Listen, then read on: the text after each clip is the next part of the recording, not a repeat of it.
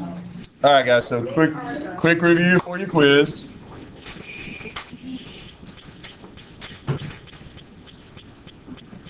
All right, the quiz will cover the structure of DNA and sort of how it works.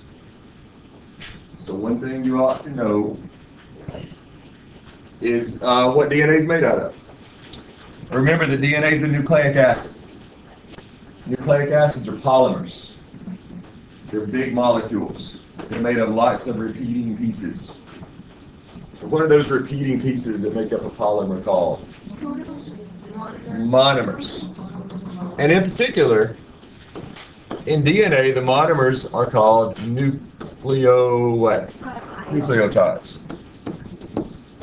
Remember that each nucleotide is made out of 3 pieces. For example, here's a nucleotide. It's made of, what's this green structure in the middle? That is a sugar, in particular, deoxyribose. It's attached on one side to one of these guys, which is a nitrogenous base. Remember, there's 4 of those, T, A, G, and C. And then on the other side, it's connected to that guy, which is a phosphate group. So a nucleotide has 3 pieces. DNA, as you can see from this picture, is made of 2 long chains of nucleotides, where what we call the backbone of DNA, this part, is made of the phosphate and sugar parts of the nucleotides. They're alternating. They're there for structure. They're not really the important part. The important part of the DNA is this part in the middle, the bases. We'll get to why that's important in a second. But what holds the 2 strands together? Yeah, the bond between the G and the C, or the A and the T. And that's called a hydrogen bond. Because those 2 bases are polar. Polar things can stick together because of hydrogen bonds. You're going to watch, you're going to throw the quiz on there. Alright, so here's the deal. Those 2 bases are stuck together by these bonds. These bonds are kind of weak. They're actually pretty easy to break. Because when do they need to break? Yeah, when the DNA is being replicated, that's one place. And also when the DNA is being used to make what? Before that. What does the DNA need to be used to make as a template for making? RNA. RNA.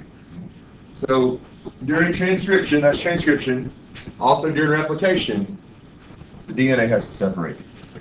The key thing about DNA is one real job is to do what? Code for proteins. And then proteins determine your traits, they make you work. The code happens due to these bases in here in the middle. And what we're going to look at on the next slide is sort of how that works. Quick review, we're going to put up what's called the central dogma of genetics.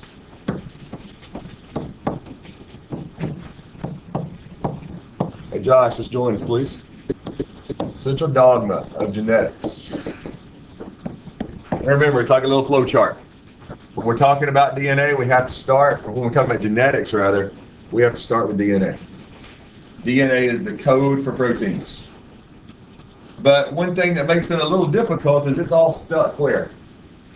In the nucleus. It's stuck in the nucleus. You can't get out. It's like the blueprints for building you. But what are like the carpenters that actually build you? RNA. No. Nucleotides? No. What are the parts that actually build your proteins? Oh. The ribosomes. Oh, yeah. And they are not located where? They're not in the nucleus. They're out in the cytoplasm, just floating around, or their own, what other organelle? Roughy R. The roughy R.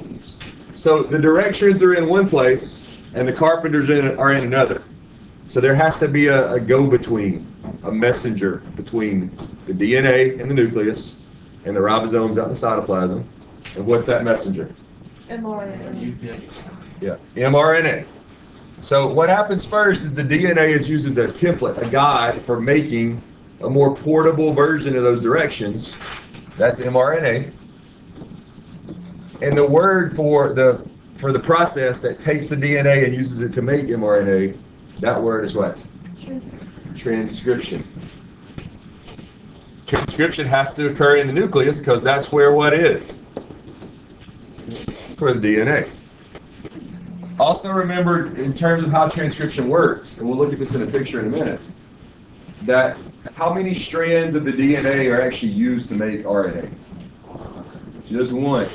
And what do we call that strand that's used to make the RNA? What's the name for the DNA strand that's used to make the RNA? Think about the lab we did yesterday, how we labeled that strand. Ribose? It's called the template. Okay? The template strand of DNA. All right, the RNA, once it's made, will leave the nucleus. It'll go through those little pores. It'll head out to the ribosomes. Like I said, think of a ribosome like a carpenter. It reads the blueprint, the mRNA. The mRNA tells it to put this amino acid first, and this one second, and this one third, and this one fourth, and this one fifth, until eventually it's got a bunch of amino acids hooked together, and that's what? That's a protein. That process that happens at the ribosome, mRNA to protein, that's called what? Translation. And then those proteins will go on to determine pretty much everything about you. We'll say they determine your traits. We'll put in one more little loop here. That loop again represents what? Replication. The copying of the DNA. And remember, during replication, both strands need to be copied. They both get copied at the same time. When again does replication happen?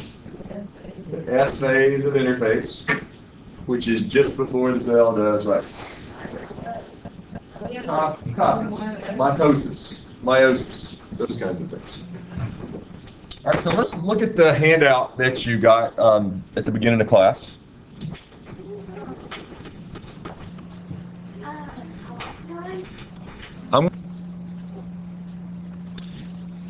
All right, guys, so you're given a strand of DNA. The DNA template sequence. And the first thing it wants you to do is to figure out what amino acids are coded for by this strand of DNA. Before you can find the amino acid sequence, you've got to first find the sequence of the mRNA. So let's get this so we can see what we're doing.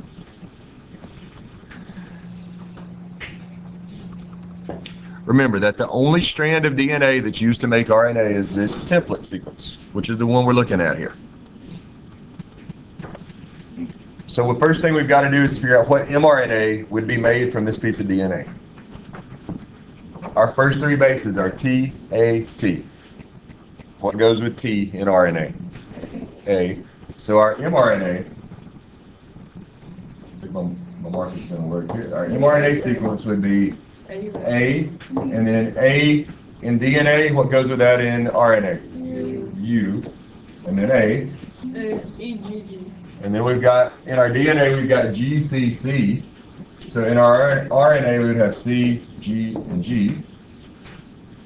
Yep, in our DNA, we've got G, G, G. So we would have C, C, C. U, U, A. Then we've got A, A, A. So we would have U, U, U. And then finally, we've got A, T, T, so we're going to get U, A, A. All you have to know is, first of all, there's no T's in RNA. When you have an A in your DNA template strand, you're going to get a U in your RNA. When you have a T in your DNA, you're going to get an A in your RNA. When you have a G in your DNA, you're going to get a C in your RNA. And when you have a C in your DNA, you're going to get a G in your RNA. If you know that, you're good. We now have the mRNA sequence. This table that we're looking at below us is based on mRNA. So now we have to use the table to find our amino acid sequence. So our first codon, our first three letters on our mRNA are A, U, A. So we go down to this table. Remember, the first base is over here on this side. This is base number 1, base 2, base 3. So our first base is A. That tells us we're in the A row. Our second base is U. That tells us we're in the U column. Our third base is A. That's over here. That tells us that we're right there. So our first amino acid, that's ILE. Isoleucine is what that stands for. I-L-E. Our second one is CGG. So we go to the C row, right in here. We go to the G column, right here.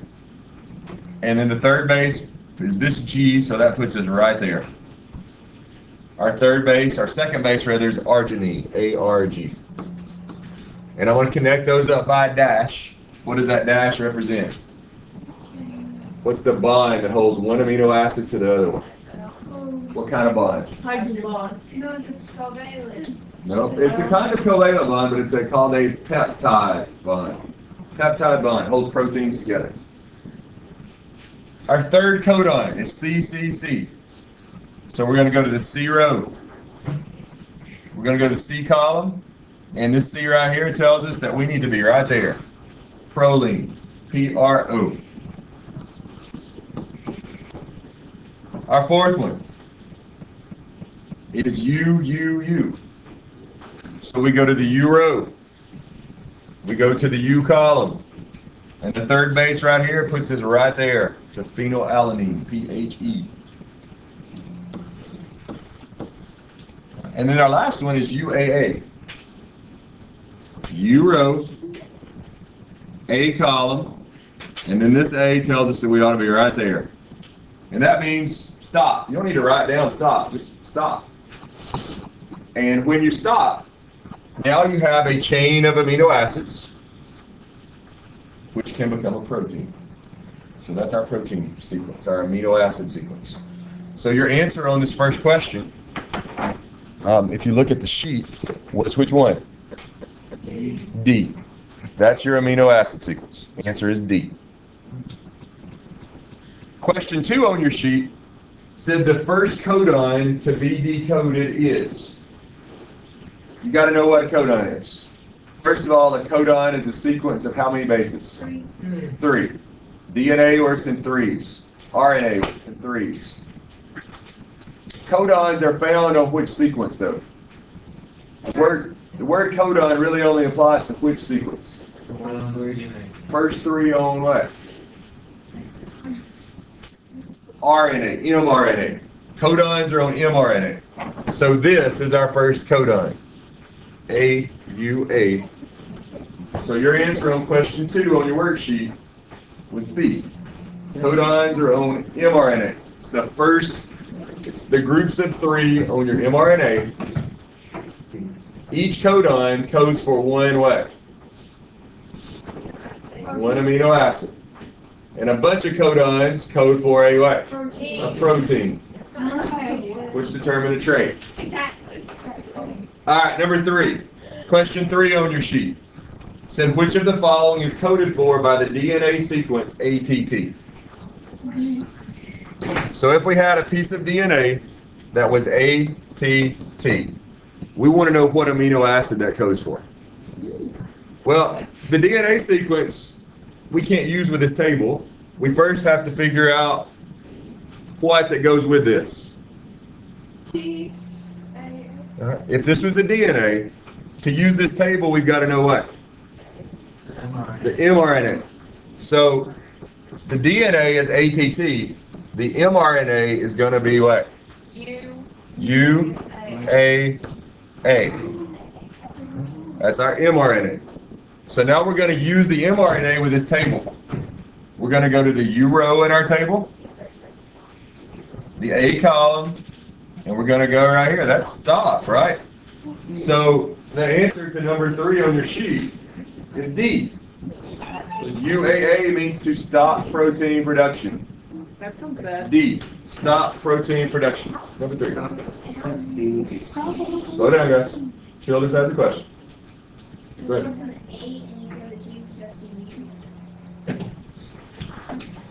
RNA is made from DNA. If you have an A in your DNA, you have to have a U in your RNA. And then using the RNA in this table.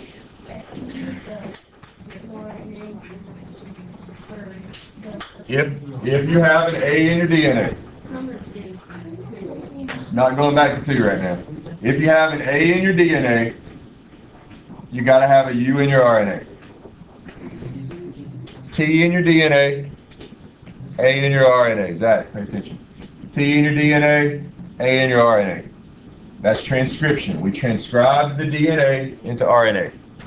Then we had to use this RNA with our genetic code table. The U said go to the U row. The A said go to the A column.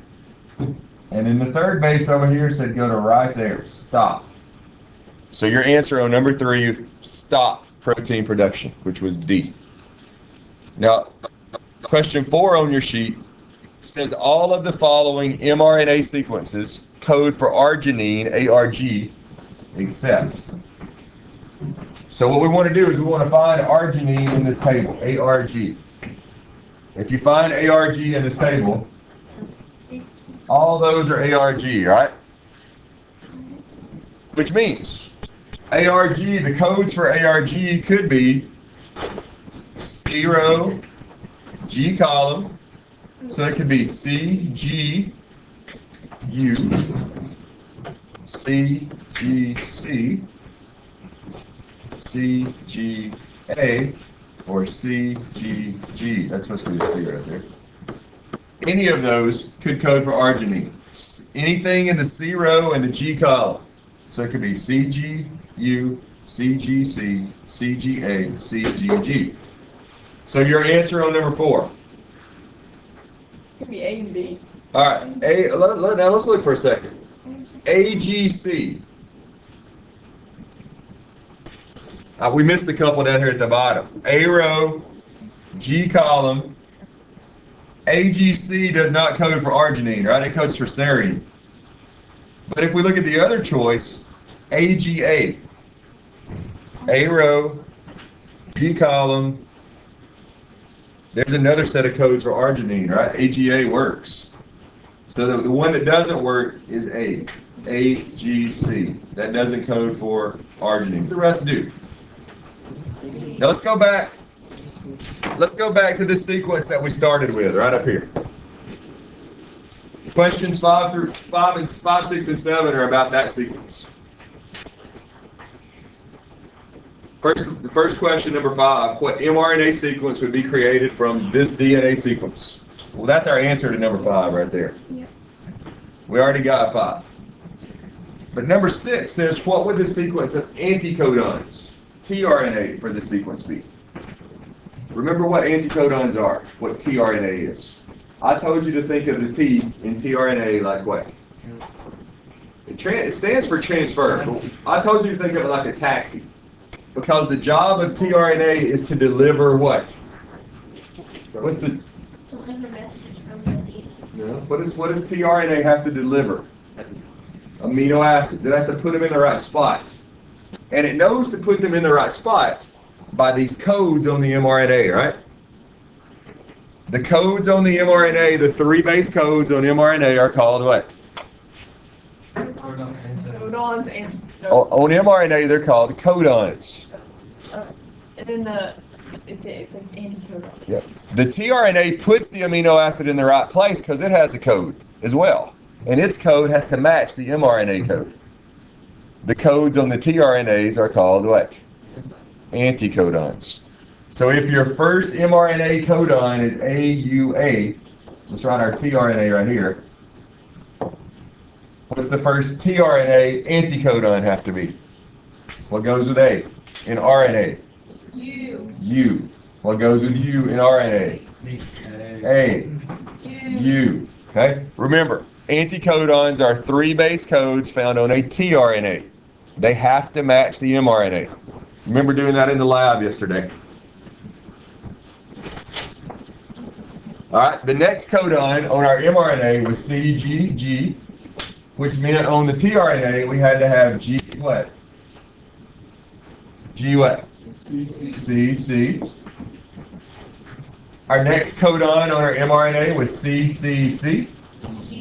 We had to have G, G, and G. On our mRNA, our next codon was U, which means our next anticodon on our tRNA is A, and A. And then finally, our last codon was UAA, which means this had to be A, U, and U. Thing to remember, anticodons are found on tRNA. just a minute. The tRNA has to match up to your mRNA because it's the job of the tRNA to deliver the amino acids, put them in the right order. And the only way that it knows where to put them is these codes. Remember, those are called codons if they're on an mRNA. They're called anticodons if they're on a tRNA.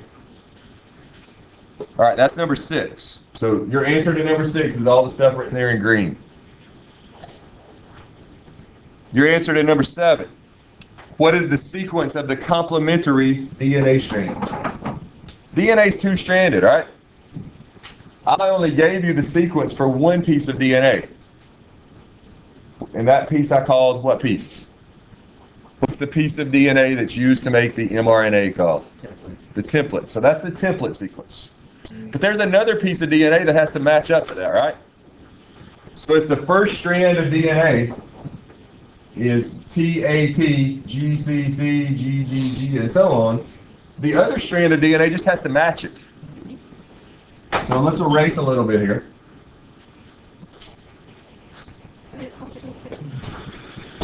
Hold on. So the original DNA strand is right here. The other DNA strand has to match it. So if we have TAT, in our other strand we have to have what?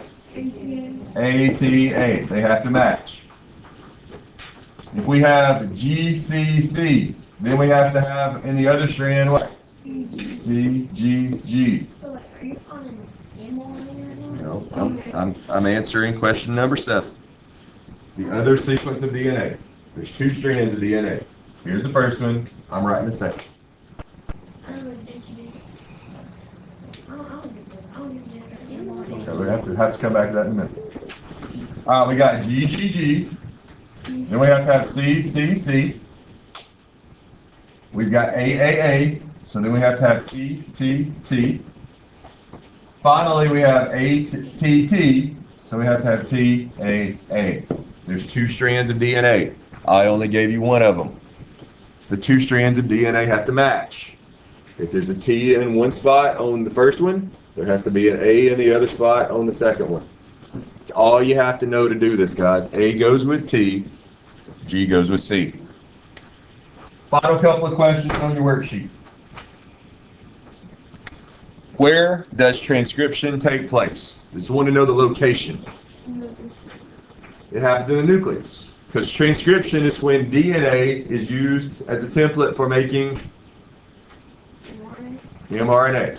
The DNA is in the nucleus. If it involves the DNA, it has to be in the nucleus. So the answer to number 8, transcription happens in the nucleus. Question number 9, where does replication take place? Not when, where? Where? Ribosomes. Proteins. Where? RPR. Think, guys. DNA. The DNA is in the nucleus. Somewhere. If it involves the DNA, it has to be in the nucleus. The answer to both 8 and 9, they both happen in the nucleus. Not the nucleolus. The nucleus. Where? Nucleus. And then number 10, where does translation take place? That happens at the ribosomes. Because translation doesn't involve the DNA directly, right? Translation is when the mRNA is used to make proteins, and the machines that make those proteins are like the ribosomes. They're not in the nucleus. They're out in the cytoplasm. So again, our answer to number 8 on your sheet, where does transcription take place? The nucleus. Number 9, replication also happens in the nucleus.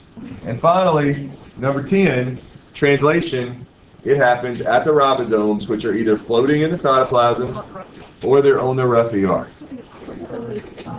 All right, I'm going to turn off the recording here for a minute.